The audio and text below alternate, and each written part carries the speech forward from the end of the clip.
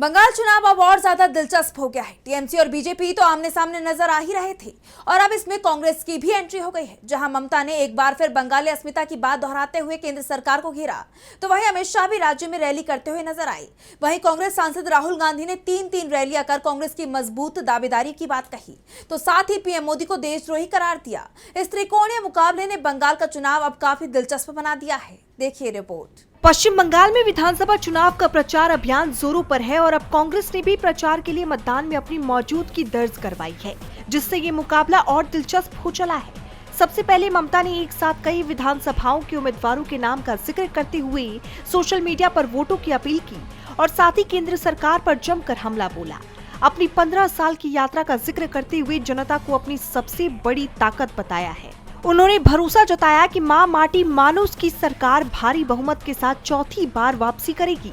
ममता ने कड़ा रुख अपनाते हुए कहा, जब तक मैं जीवित हूं, बंगाल की भूमि और यहां के लोगों को कोई नुकसान नहीं पहुंचा पाएगा। विपक्षी दल राज्य को बांटने और लोकतंत्र को खत्म करने की साजिश रच रहे हैं। एक तरफ जहां ममता अपनी जमीन बचाने में जुटी है, वहीं दूसरी तरफ केंद्रीय गृह मंत्री अमित शाह ने उत्तर दिनाजपुर के कालियागंज में एक रोड शो किया, जहां उन्होंने टीएमसी सरकार की विदाई के साथ साथ बीजेपी की सरकार बनने का दावा किया।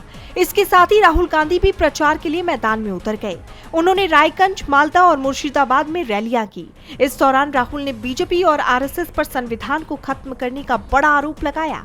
उन्होंने कहा कि कई इलाकों में लोगों के नाम गलत तरीके से वोटर लिस्ट से काट दिए गए हैं। हमारी सरकार आने पर इन नामों को वापस जोड़ा जाएगा। राहुल ने प्रधानमंत्री नरेंद्र मोदी पर सीधा हमला बोलते हुए उन्हें देशभक्त नहीं बल्कि देशद्रोही करार दिया। कोई स्टेज से कह रहा हूँ कि नरेंद्र मोदी ने यूएस डील में हिंदुस्तान को बेचने का काम किया है। ये देशभक्त नहीं है, ये देशद्रोही है। उन्होंने आरोप लगाया कि यूएस ट्रेड डील के जरिए देश के हितों को नुकसान पहुंचाया गया है। राहुल का दावा है कि मोदी सरकार बाहरी ताकतों के दबाव में काम कर रही है और संसद में बीजेपी के पास इन सवालों का कोई जवाब नहीं है। यानी देखा जाए तो अब बंगाल का मुकाबला त्रिकोणीय हो गया है।